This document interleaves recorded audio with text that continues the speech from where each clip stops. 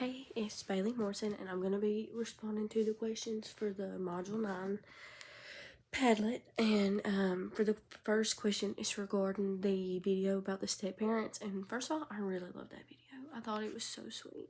But what really stood out to me the most, it wasn't even necessarily something, I mean, it was the video itself, but it just kept making me think of, I have had two amazing stepmoms in my life. Brittany was my first one, and then Rhiannon is my current stepmom, and I don't even see them as stepmoms. They're just another mom to me. And one thing that I learned from, or one thing that went with the book that kind of supported that, was the fact that there's so many different dynamics that go into like remarriage and blended families and stuff like that. And two of the biggest aspects is whether you have children prior to the remarriage or not. And so, really what I guess not necessarily stood out to me, but piqued my interest was the fact that I was supported by Brittany the most when I had her because she did not have kids at the time. Well, she doesn't have kids now, but anyway, and I was supported by Rhiannon at the time that she came to my life because she did have kids.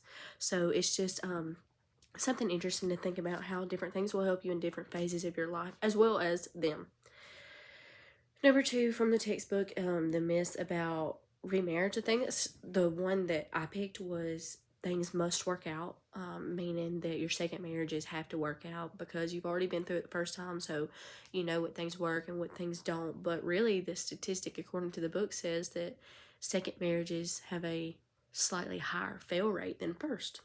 I didn't know that. After reading the article lists one thing that I found interesting. This is a direct quote. It said, if the step parent feels disrespected, they will have a difficult time bonding.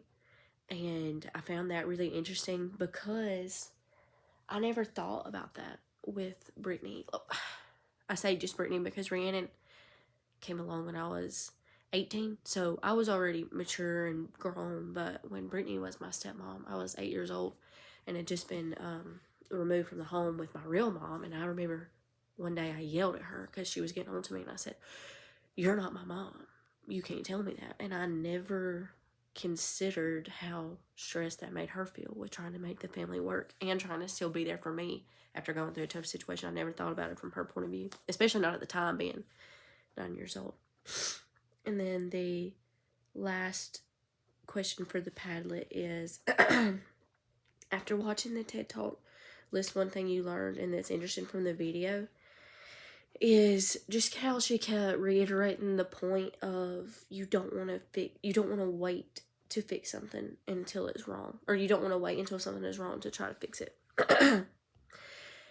I've never thought about it like that, but I mean, I know that marriage is something you have to work at, and I know that healthy conflict is extremely good, but I've never thought about the fact that, like, you have to work, you have to fix your marriage every day, because once it gets to the point where it's too far, then there may not be fixing it. So